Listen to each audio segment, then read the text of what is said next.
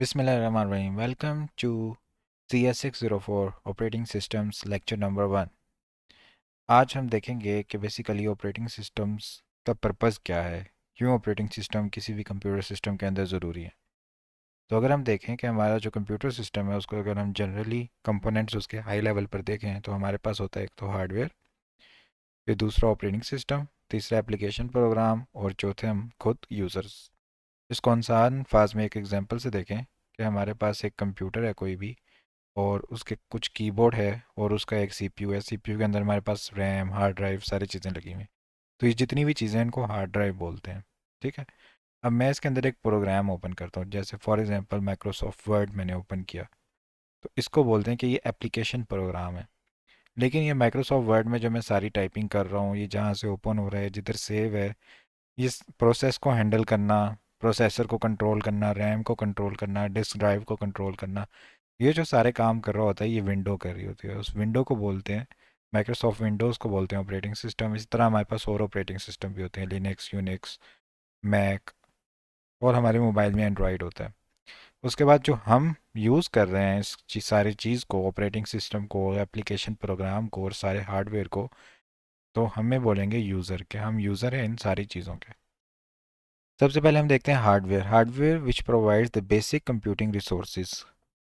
Basic computing resources जो हमें provide करते हैं वो हार्डवेयर उसको बोलते हैं, जैसे CPU, memory, input output devices. Operating system क्या होते हैं? जो इन कंप्यूटिंग रिसोर्सेज को मैनेज करते हैं, which manages the use of hardware among the various application programs for various users and provide the user a relatively simple machine to use। अगर user को खुद ही ये करना पड़े कि पहले वो एक कोई टास्क करे, फिर उसको प्रोसेसर को दे, फिर खुद ही मैनेज करे कि प्रोसेसर कैसे उसको डिस्क में रखता, तो बड़ा मुश्किल हो जाएगा। तो किसी मशीन को सिंपल बनाने के लिए ऑपरेटिंग सिस्टम होता है जो कि मैनेज कर रहा होता है हार्डवेयर को यूज़र के लिए। एप्लीकेशन प्रोग्राम्स क्या होते हैं? That define the ways in which system resources are use to solve computing problems of the users, जैसे कंपाइलर्स, डेटाबेस सिस्टम, या इसके अलावा जो भी हम खुद भी गेम्स, कोई बिजनेस प्रोग्राम या कोई भी सॉफ्टवेयर हम यूज़ करते हैं ना, बेसिकली उनको बोलते हैं एप्लीकेशंस प्रोग्राम्स। उसके बाद यूज़र्स क्या होता है? Which include people, machine and other computer. जैसे एक कंप्यूटर को कोई और कंप्यूटर भी यूज़ कर सकता है नेटवर्किंग के ज़रिए। कोई और मशीन भी यूज़ कर सकती है, किसी मशीन ने कोई कैलकुलेशन करनी है उसमें कंप्यूटर की हेल्प ले ले, और कुछ लोग भी उसको इस्तेमाल कर सकते हैं। तो सारी चीज़ें जो होती हैं ये किसी भी कंप्यूटर सिस्टम के यूज़र्स होते हैं। अच्छा, अब हम देखते हैं कि कंप्यूटर का बेसिकली काम क्या होता है। तो एक कोई भी कंप्यूटर होता है ना, उसमें एक सॉफ्टवेयर और हार्डवेयर बेसिकली मेन दो कंपोनेंट्स हैं। ठीक है। सॉफ्टवेयर में फिर आगे हमारे पास एप्लीकेशन प्रोग्राम्स और हमारे पास ऑपरेटिंग सिस्टम्स आ जाते हैं। तो कंप्यूटर का बेसिकली काम क्या होता है कि किसी भी स्पेसिफिक प्रॉब्लम को एफिशिएंट मैनर में वो सॉल्व कर दे और प्रोग्राम को एग्जीक्यूट कर दे। तो बेसिकली इन शॉर्ट टर्म में अगर हम प्रोग्राम को एग्जीक्यूट कर दे, किसी प्रॉब्लम को सॉल्व कर दे, इसको अगर मैंने 3-4 लफ्ज़ों में बोलना हो तो मैं बोलूँगा कि कंप्यूटर का काम है कोई भी एग्जीक्यूटेबल फाइल को बनाना और उसको रन करना। ठीक है। तो हमारे पास कोई अगर कॉन्टेम्प्रेरी कंप्यूटर सिस्टम देखें, यानी मॉडर्न कंप्यूटर सिस्टम अगर हम देखें आजकल का, तो उसका एक जनरल स्ट्रक्चर ये होता है। इस स्ट्रक्चर को ज़्यादा याद करने की ज़रूरत नहीं है, ये बस समझने के लिए एक डिफरेंट एग्जांपल्स क्या हैं। प्रिंटर हो सकता है, मॉनिटर हो सकता है, HDCD, माउस, कीबोर्ड, ये सारे हार्डवेयर हो सकते हैं। और सिस्टम बस ये भी एक हार्डवेयर है। मेमोरी बस, रैम रोम, ये सारे हार्डवेयर हैं, और ये सॉफ्टवेयर है जो कि इन सारी चीज़ों को कंट्रोल कर रहा होता है। अच्छा, अब अगर हम क्लोजली चीज़ों को देखें तो प्राइमरी पर्पस कंप्यूटर का क्या रह जाता है कि एग्जीक्यूटेबल प्रोग्राम को जनरेट करो और उनको एग्जीक्यूट कर दो। तो कुछ इसके अंदर इश्यूज आ जाते हैं कि क्या इशू आते हैं कि जो एग्जीक्यूटेबल बनाया है उसको किसी डिस्क के अंदर आपने स्टोर करना है, फिर किसी डिस्क में से एग्जीक्यूटेबल को आपने लोड करना है। एग्जीक्यूटेबल यानी EXE फाइल जो होती है हमारे कंप्यूटर में। उसके अलावा आपने CPU स्टेट को सेट करना है कि वो क्या करे, कौन से प्रोग्राम को एग्जीक्यूट करे, कब उसको स्टार्ट करे, कब उसको रोके। तो ये सारी CPU स्टेट्स होती हैं जो हम आगे इस कोर्स के अंदर स्टडी करेंगे। उसके अलावा कोऑपरेटिंग प्रोसेसेस होते हैं। एक टाइम पे डिफरेंट प्रोसेस आपने रन करने हैं, किस प्रोसेस को ज़्यादा प्रोसेसिंग पावर देनी है, किसको कम देनी है, किस एक बड़ा प्रोसेस आके सारी जगह ना ले ले, सबकी बारी बारी सबको बारी बारी चांस दें। तो ये सारी चीज़ें जो होती हैं ये सब हमने कंप्यूटर में मैनेज करनी होती हैं। तो ये इंसान अगर खुद मैनेज करने लग जाए यूज़र, तो उसके लिए बहुत मुश्किल हो जाएगा। तो यहाँ पे ऑपरेटिंग सिस्टम हमारी हेल्प करता है। ऑपरेटिंग सिस्टम कैसे हेल्प करता है कि सेकेंडरी स्टोरेज डिवाइसेस को हैंडल कर लेता है कि किसी भी फाइल के लिए कितनी अमाउंट चाहिए डिस्क की, ये एलोकेट कर देगा। अच्छा, अब वो फाइल पे हमने काम कर लिया, तो उसने कोई मेमोरी एक्वायर किया, अब हमने उसको फाइल को ऐसे ही तो नहीं छोड़ देना ना, हमने वो मेमोरी वापस भी लेनी है ताकि हम उस मेमोरी को ज़ाया ना करें। ठीक है, हमारा मेमोरी लीक ना हो। तो उसने डी एलोकेट भी करनी है स्पेस।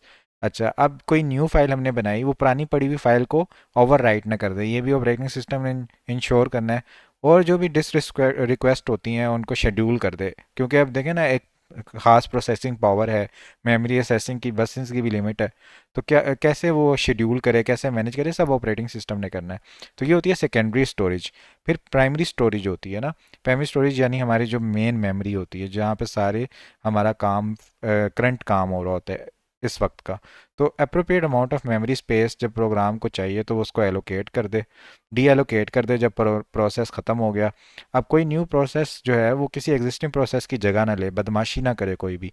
ठीक है, ये इंश्योर करे कि प्रोसेस जो है वो मेमोरी स्पेस को ज़्यादा असेस ना करे अगर वो उस प्रोसेस को बिलोंग नहीं करता मेमोरी स्पेस।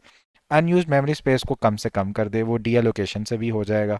और एग्जीक्यूशन ऑफ प्रोग्राम जो लार्जर इन साइज है, तो उसको क्या करे, अ, अगर वो मेन मेमोरी से ज़्यादा लार्जर साइज़ में है तो वो उसकी एग्जीक्यूशन को अलाउ ना करे। ठीक है, ये वैसे ये होना चाहिए कि अब कोई प्रोग्राम है वो मेन मेमोरी से ज़्यादा है तो वैसे वो उसकी एग्जीक्यूशन को अलाउ ना करे, लेकिन एक वो मैनेजमेंट इस तरह से कर सकता है कि प्रोग्राम का कुछ हिस्सा पहले रन कर दे, फिर जब वो मेन मेमोरी एग्जीक्यूट हो जाए उस हिस्से के लिए, फिर जो बाकी हिस्सा बचा है फिर उसको एग्जीक्यूट कर दे। तो इस तरह से एग्जीक्यूशन उसकी अलाउ करेगा। ठीक है, लेकिन एकदम एक ही गो में प्रोग्राम को अलाउ नहीं करेगा मेन मेमोरी में एग्जीक्यूट होने के लिए। इसके अलावा हमारे पास डिफरेंट प्रोसेसेस हैं, उनको ऑपरेटिंग सिस्टम मैनेज करता है। जैसे हमारे पास कोऑपरेटिंग प्रोसेसेस होते हैं, एक टाइम पे सिमल्टेनियस प्रोसेसेस चल रहे होते हैं सीपीयू के अंदर, और डेडलॉक्स ना बने प्रोसेस के अंदर। जैसे एक प्रोसेस था, उसने किसी और प्रोसेस के ऊपर वो डिपेंडेंट था, दूसरा प्रोसेस कंप्लीट नहीं हुआ तो पहले वाला उसके इंतजार में ही ना बैठा रहे, कोई डेडलॉक जनरेट ना हो जाए। अच्छा, डाटा जो शेयर हुआ है उसकी इंटेग्रिटी, यानी वो डाटा असल हालत में रहे, वो डाटा के अंदर चेंजेस ना आए। और सिंक्रोनाइजेशन इश्यूज जो हैं ऑपरेटिंग प्रोसेसेस के, वो सारा ऑपरेटिंग सिस्टम हैंडल कर रहा होता है। यूज़र के लिए वो क्या हेल्प करता है कि यूज़र अपना जो डायरेक्टरी स्ट्रक्चर है उसको एक यूज़र व्यू में देख ले अच्छे अंदाज के अंदर। ठीक है, एक तरह रॉ फॉर्म में उसको चीज़ें नज़र ना आए, और उसकी यूज़र की फाइल्स प्रोटेक्टेड रहें, कोई और यूज़र इसकी फाइल्स को ओवरराइड ना कर दे। ठीक है, तो ये डिफरेंट हमारे पास ऑपरेटिंग सिस्टम की सर्विसेज होती हैं जो हम इस कोर्स में देखेंगे। और ज़्यादा एम्फोसिस होगा यूनिक्स और लिनक्स के ऊपर, विंडोज़ और मैक के ऊपर इतना फोकस नहीं होगा, क्योंकि जो हमारे पास ज़्यादा कोडिंग चल रही होती है ना, वो इनके इनके टर्मिनल्स में ज़्यादा चल रही होती है और ज़्यादा अच्छे से प्रोसेस इसमें समझ आते हैं। अच्छा, अब हम देखते हैं कि ऑपरेटिंग सिस्टम होता क्या है। तो देखें, जैसे हमने देखा कि हमारे पास जो भी हार्डवेयर के सारे प्रोसेस थे, अगर आप देखें तो वो बहुत ज़्यादा काम था। अगर वो यूज़र खुद उनको डील करे तो बहुत ज़्यादा उसको मुश्किल पेश आएगी। तो उस सिस्टम को कन्वीनियंट टू यूज़ बनाने के लिए, और जो हार्डवेयर है वो उसका और यूज़र का आपस में एक रिलेशन बनाने के लिए हम ऑपरेटिंग सिस्टम को यूज़ करते हैं। अगर हम ऑपरेटिंग सिस्टम का एक टॉप डाउन व्यू देखें तो हमें इस तरह का एक व्यू इसका नज़र आएगा। जैसे हमारे पास सिंपल कमांड्स हों, बस हम वो डालें, बाकी उसके पीछे जितना हार्डवेयर का आप सारा जो इंटरेक्शन होना है, जो कुछ भी होना है, वो ऑपरेटिंग सिस्टम हैंडल करे। फॉर एग्जांपल कमांड है copy file one file two, यानी आप क्या करो कि फाइल टू के अंदर फाइल वन को कॉपी कर दो। तो ये ऑपरेटिंग सिस्टम खुद ही सारी चीज़ें मैनेज करे कि कैसे उसने प्रोसेसर के अंदर ये प्रोसेस लेके जाना है, और कंट्रोलर ऑफ द डिस्क के साथ भी खुद ही वो कम्युनिकेट करे। यूज़र बस ये कमांड दे और उसको उसका काम बना बनाया मिल जाए। कंप्यूटर सिस्टम के अंदर different hardware and software resources होती हैं, जैसे हमने ऊपर भी देखी। सीपीयू टाइम होता है, memory space, file storage space, input output devices, तो इन सारों का आपस में इंटरेक्शन मैनेज करना, ऑपरेटिंग सिस्टम ना इनका एक मैनेजर के तौर पे एक्ट कर रहा होता है कि कौन सी रिसोर्स को इस टाइम यूज़ करना है, कितना यूज़ करना है, किसको गलत काम से बचाना है, कॉन्फ्लिक्टिंग रिक्वेस्ट बचाएं रिसोर्सेज के लिए। और ऑपरेटिंग सिस्टम डिसाइड करेगा कि किस चीज़ को कब एलोकेट करना है, कब डी एलोकेट करना है स्पेसिफिक प्रोग्राम्स को, और कितना प्रोसेसर कब किस प्रोग्राम को देना है। यानी ऑपरेटिंग सिस्टम ऑपरेट करता है कंप्यूटर सिस्टम को एफिशिएंटली, फेयरली एंड सिक्योरली, किसी का डाटा ओवरराइड भी ना हो, ख़राब भी ना हो। अच्छा, अगर हम बॉटम अप व्यू देखें, एक तो हमने ऊपर से इसका व्यू देखा ना हार्डवेयर की तरफ से, यूज़र की तरफ से, कि यूज़र है वो फाइल्स के अंदर कोई कमांड दे रहा है, वो कमांड पीछे कोई काम कर रही है। अगर हम बॉटम अप व्यू देखें, नीचे से अगर व्यू देखें ऑपरेटिंग सिस्टम का, तो ऑपरेटिंग सिस्टम जो है वो एक रिसोर्स मैनेजर है जो मैनेज करता है हार्डवेयर और सॉफ्टवेयर के रिसोर्सेज को एक कंप्यूटर सिस्टम के अंदर। यानी ये स्लाइटली डिफरेंट व्यू जो होता है ऑपरेटिंग सिस्टम का, ये एम्फेसाइज करता है the need to control the various IO devices and programs. Operating system is a control program that manages the execution of user programs to prevent errors and improper use of a computer। यानी एक तो top down view था जिसके अंदर हम ये कह रहे थे कि बस ऑपरेटिंग सिस्टम का काम ये है कि मैंने कोई चीज़ कमांड अगर दी है तो मुझे जो है ना मुश्किल काम ना करने पड़े, वो ऑपरेटिंग सिस्टम मेरे लिए कर दे और मेरे लिए एक इजी इंटरफेस हो, इजीली काम हो जाए। अगर हम बॉटम अप व्यू इसका लें तो ऑपरेटिंग सिस्टम का काम है कि उसने सारी मैनेजमेंट करनी है, जितने भी इनपुट डिवाइसेस हैं, हार्डवेयर सॉफ्टवेयर, सारी चीज़ों को जो भी उस कंट्रोल करना है, कोई भी प्रोग्राम कंट्रोल है, वो सब कुछ ऑपरेटिंग सिस्टम ने करना है। तो ये डिफरेंट व्यूज़ होते हैं, ये डिफरेंट चीज़ों को एम्फेसाइज करने के लिए यूज़ हो रहे होते हैं कि हम किस चीज़ के ऊपर अभी एम्फेसाइज कर रहे हैं। तो बेसिकली अगर आप इस लेक्चर को देखें तो इससे पता चलता है कि ऑपरेटिंग सिस्टम एक बहुत इंपॉर्टेंट चीज़ है कंप्यूटर के अंदर। अगर ऑपरेटिंग सिस्टम ना होता तो हमें ये सारे धोबी काम ये सारे हमें करने पड़ते। ऑपरेटिंग सिस्टम हमारे लिए ये काम खुद ब खुद करके पेश कर देता है। यहाँ पर हमारा लेक्चर 1 ख़त्म होता है। Thank you so much everyone for joining. Take care. अल्लाह हाफिज़।